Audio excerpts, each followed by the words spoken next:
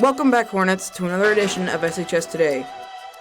To start off, Rory Zeller and Caitlin Gray bring a new segment, SRO Minute with Officer Holman. Landon Richards and Diego Pugliese give us a behind-the-scenes look at the OK to Say program. In closing out the show, Chloe Swantek and William Wilson add a splash to Sarah Nisbett's upcoming mural project. There's all this and a lot more on this December 4th episode of SHS Today. Welcome back, Hornets. It's Wednesday, which means it's time for another episode of SHS Today. I'm Ev Belote. And I'm Lauren Hudson. Even though the break is over, it's time to jump right back in.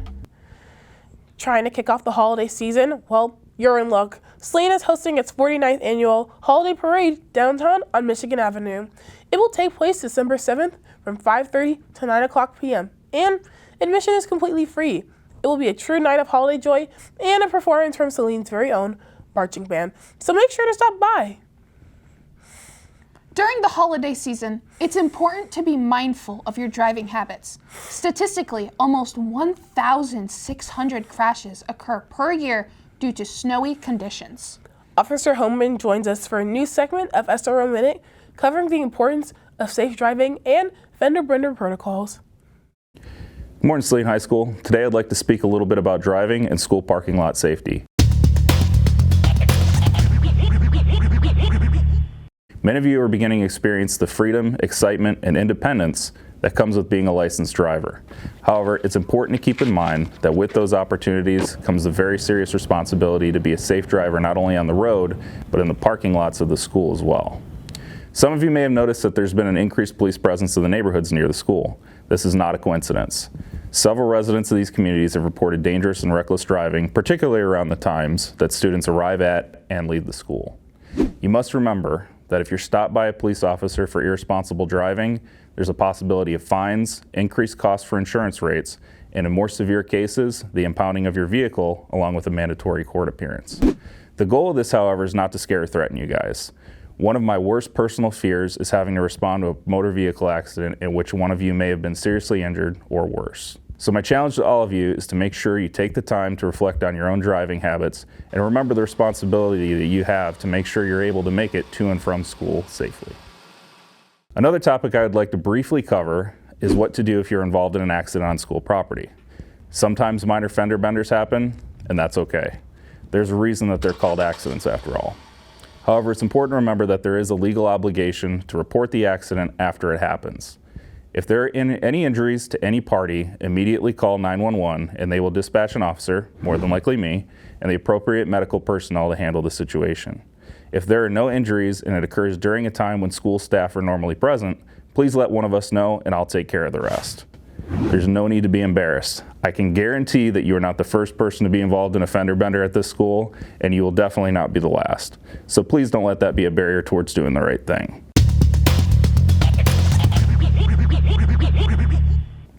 Lastly, I'd like to thank you all for allowing me the time to speak about such an important topic. I hope you guys have a great rest of your day, and as always, go Hornets. If you have more questions, email Officer Holman at holmanb@salineschools.org or visit his office at S208. The SWWC Open House is back on December 5th from 6:30 to 8 p.m. to show new students opportunities and the know-how in various industries, like this one. From tours to talking about the programs, each class will bring a new perspective of what they have to offer. And who knows, one of these programs could pique your interest. A lot of people know and have heard of OK to Say and what it does, but a lot of people don't know how it works. Landon Richards and Diego Pugliese take us behind the scenes on OK to Say. Students get bullied all the time at Saline High School, and for some of them, making a report to OK to Say may be an option. Many people have yet to learn exactly what happens when a tip gets sent to OK to Say, though. Principal Steger is here to explain the process a report takes when it is submitted to OK to Say.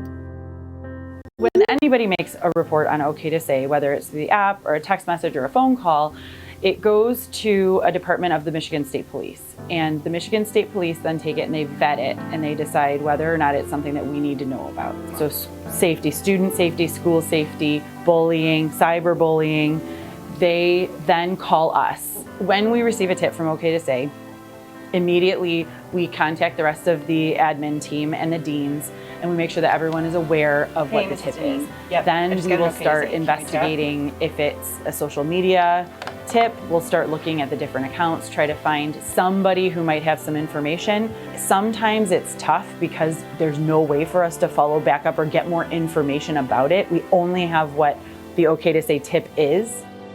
OK to Say is helpful for students but can be beneficial for staff members as well. We don't always know that bullying is happening. We don't always know cyberbullying is happening. And so they will send it to us so that we can take care of it and manage it on our side. So if it gets sent and they report it to us, it is taken care of. Someone has to do something about it. It is essential for you all to use OK to Say if you have a problem or something that makes you feel bad. If you feel like you need to get something out there, put it out, use OK to Say, use the app, use whatever makes you comfortable. Send a text message, but tell them, because we can't follow back up with you, give as much information as you can, as you feel comfortable giving, so that we have a better chance of being able to solve it quickly.